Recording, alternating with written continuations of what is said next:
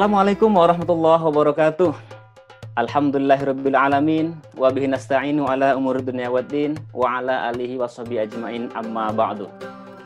Apa kabar sobat Hits? Mudah-mudahan senantiasa dalam lindungan Allah Subhanahu wa taala. Insyaallah selama Ramadan kita akan hadir dalam program Nunggu Beduk ya.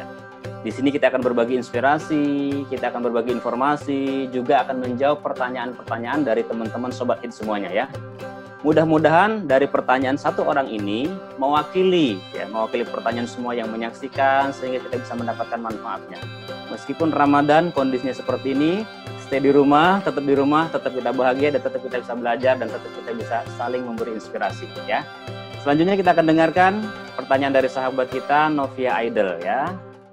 Assalamualaikum Ustadz Natsmi, saya Novia Idol ingin bertanya, apakah boleh di saat bulan puasa seperti ini kita memakai soft lens? Karena ketika kita pakai soft lens itu ada cairan yang harus masuk ke dalam mata biar tidak kering. Nah itu bagaimana hukumnya Pak Ustadz? Terima kasih. Ya, terima kasih. Alhamdulillah Novia Idol ya bertanya soal soft lens ya. Nah, bicara soal soft lens ini kan ada dua kemungkinan ya. Di antara kita, ya mungkin yang putri-putri, ada juga yang ini digunakan sebagai bentuk hiasan, ya kan? Karena puasa jangan juga bikin kita jadi tampak serem seperti nenek lampir gitu ya. Harus tetap charming, tetap enak dipandang mata, tetap menyejukkan. Pokoknya tetap asik lah.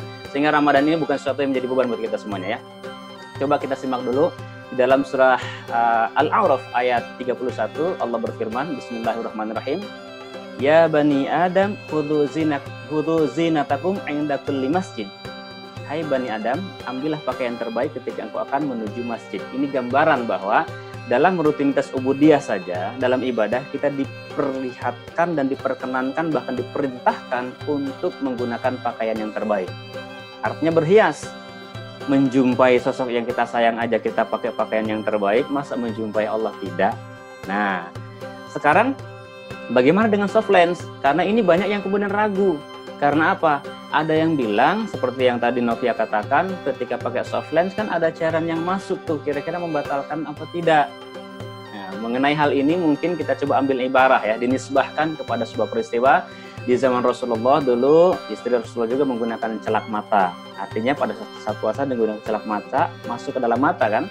Kemudian para sahabat juga kekinian, mungkin dulu belum ada soft lens, kekinian adalah bagaimana kaum hawa yang mungkin menggunakan soft lens sebagai kecantikan, atau kita-kita yang mungkin matanya sudah minus, ya menggunakan kacamata repot, maka kita menggunakan soft lens. Apakah membatalkan?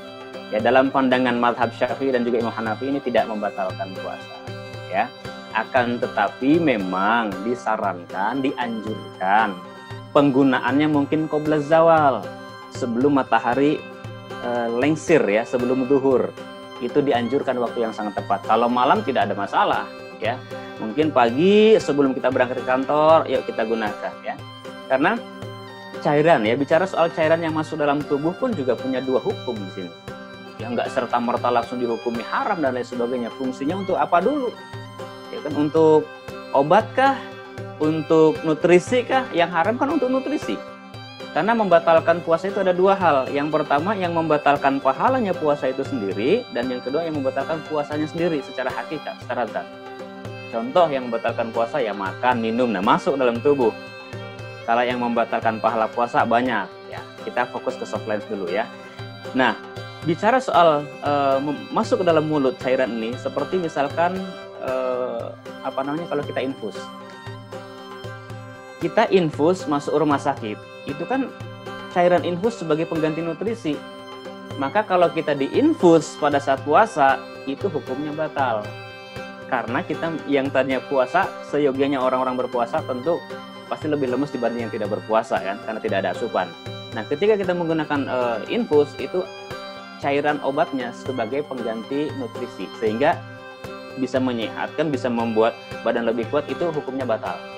Tapi kalau kita disuntik nih, meriang, demam, panas dingin ya kan, disuntik, fungsinya dia bukan sebagai nutrisi, tapi sebagai syifa, sebagai obat buat kita semuanya, maka itu tidak membatalkan. Nah, ayo ketahuan nih, mungkin sudah ada yang merencanakan kemarin-kemarin, wah puasa bakal lemes nih kagak makan, udah pakai infus aja deh, panggil dokter pribadi ke rumah gitu kan, atau kita ke rumah sakit itu suntik, ya itu membatalkan puasa ya. Jadi hati-hati, karena berarti kita ambil ibarat nih, kita ambil gambaran.